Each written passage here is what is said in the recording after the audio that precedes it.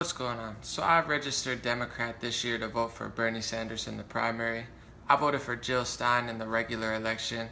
I honestly couldn't stand Donald Trump for most of last year, yet I could comfortably and honestly say I support him now more than ever. Why? What? How could that be? Everybody's telling me it's the worst presidency ever. It's the worst year ever to be alive. Are you working for the Republican Party? Are you working for Russia? Are you working for Trump? Actually, no.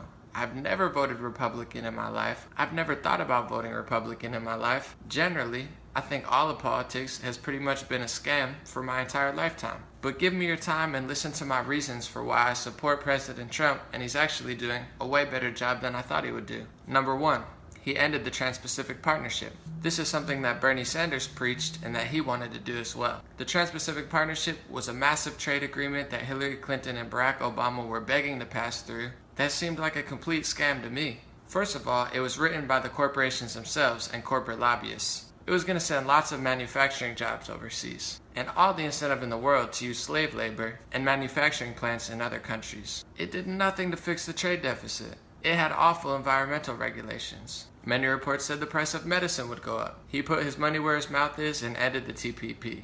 Since career politicians are such trash, I trust him to negotiate a better trade deal. 2. His Middle East policy. This is the most misunderstood, and I'm honestly surprised how little most Americans know about this. Hillary Clinton wanted to ramp up war in Syria and ramp up war with the Russians. Donald Trump wants to ramp down the war with Syrians and ramp down the war with Russians. Before the media blamed Donald Trump for everything in the world, and before Donald Trump even stepped into the presidential office, the United States was bombing 7 different countries in 2016. 7 different countries! This has nothing to do with President Trump. We killed Saddam Hussein in Iraq and left a huge power vacuum. Our country's leaders killed Gaddafi in Libya, who was giving his people houses, electricity, education, and gold-backed currency. This is what Hillary Clinton had to say about that. Unconfirmed. Yes, we came, we saw, he died. Did it have anything to do with your visit? Within the last 2 weeks, the United States actually agreed to a ceasefire in Syria. This is huge. This is ramping down the war in Syria. Why does nobody care? Because the media is ramping up war with Syria. Here's what Democrats are saying. Bomb Syria, bomb Syria, bomb Syria.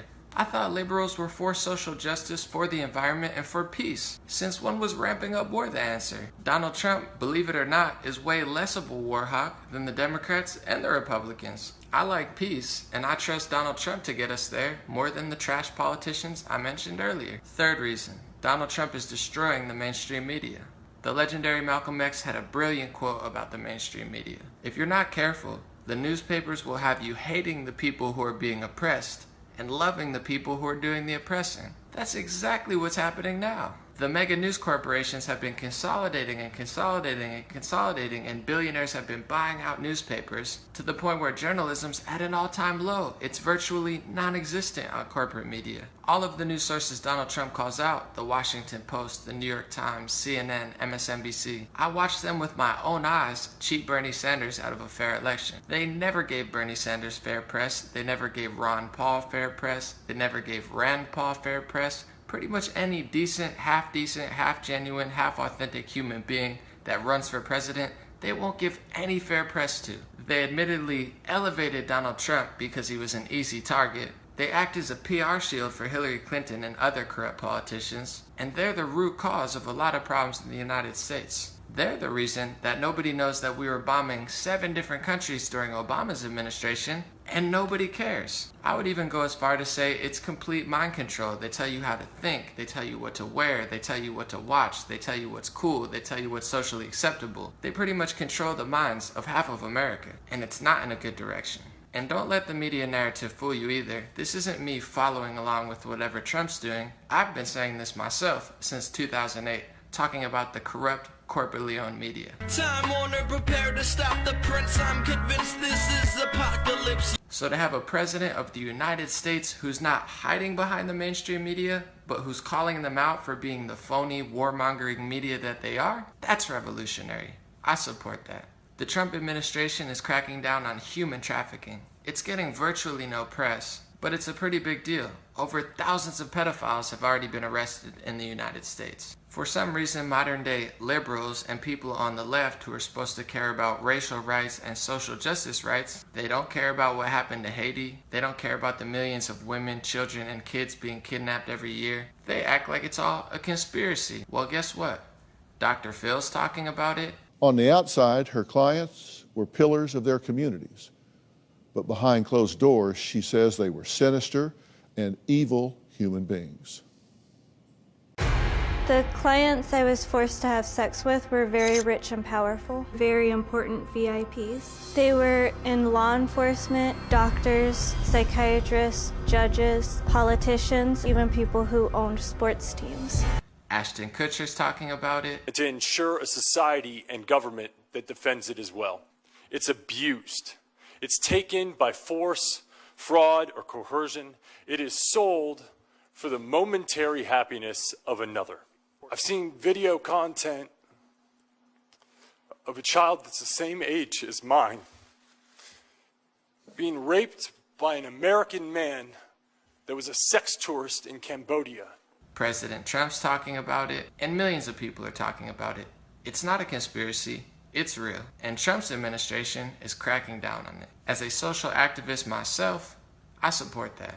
I'm gonna be honest, I was a little skeptical at first when he said he was gonna drain the swamp. I was believing a lot of progressive media like Bernie Sanders, the Young Turks, and Lee Camp when they said, well, it's a bunch of billionaires. How could you drain the swamp when you put more billionaires in it? Yeah, I see where you're coming from, but that narrative is really not that honest. He's already replaced the FBI director, who was almost unanimously disliked. Attorney General Jeff Sessions, who I've been very critical on because I don't want to see him start a war on drugs, attack marijuana, and start jailing people who don't deserve to be jailed. He actually is cracking down on the health and pharmacy industry because he had the largest fraud bust in U.S. history. 400 people, over $1.3 billion between doctors and health facilities that were preying on poor, weak, and vulnerable people to overprescribe them for more profits. That's disgusting.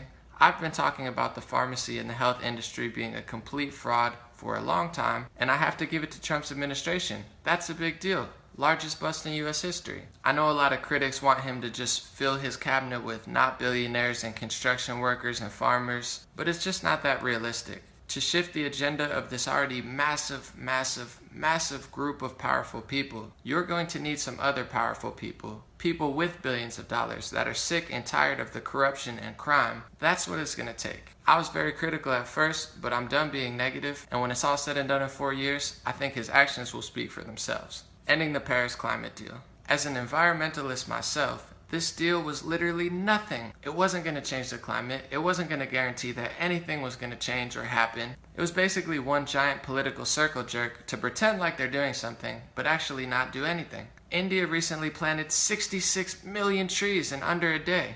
66 million trees. That's actually doing something. That's a solution. That's taking action and doing something about it. The Paris climate deal did nothing. I have good friends that are environmentalists and scientists, and they're actually doing something about it. Not like these fake politicians who get together, sign a little deal that literally does nothing, literally doesn't change the climate, and then pretend like it does. Do you know what that level of fakeness and that level of smoke and mirrors is called? One word: politics. On that note, another great thing that President Trump is doing is ending political correctness. Political correctness is basically a fancy, polite way of saying, lie to your face, pretend like you're nice, be a smiling, crooked politician, go destroy other countries, drop bombs all over the place, and lie about it to the television. That's what political correctness is. And to be quite honest, I'm sick and tired of it, because I actually like to help people. I don't just pretend like I like to help people. I don't try to pretend like I'm a good person. I try to actually be a good person. I know it's a foreign concept to some, but the era of phony politicians who smile and lie to your face is over, and I can't be more happy about it. Now in 2020, the door's open. Anybody can run. President Trump bashed through the barriers and made it so we can have an honest, respectful, genuine president in the future. Anybody could be president. That's what an optimist would tell you, but a negative, pessimist journalist or corporate TV spokesperson would tell you, oh, it's the worst day in the world. It's the worst time to be alive. Oh, it's so bad. Shut up. We're all sick and tired of your negativity and fear-mongering. Donald Trump is not perfect. He says a lot of things that I would never say.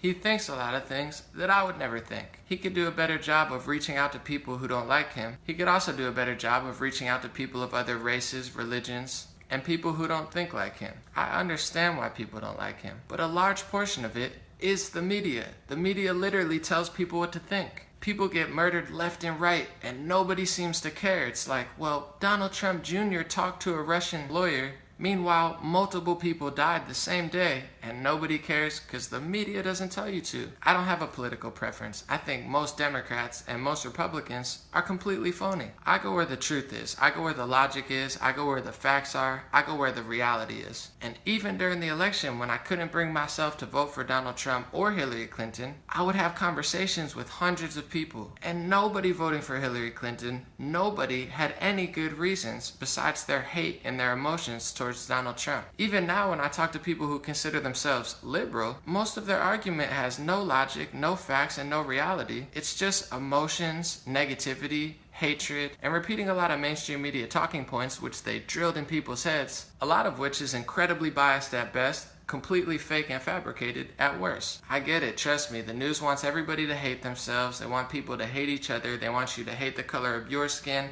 they want you to hate the color of other people's skin, they want you to hate people for your religion, your gender, blah blah blah.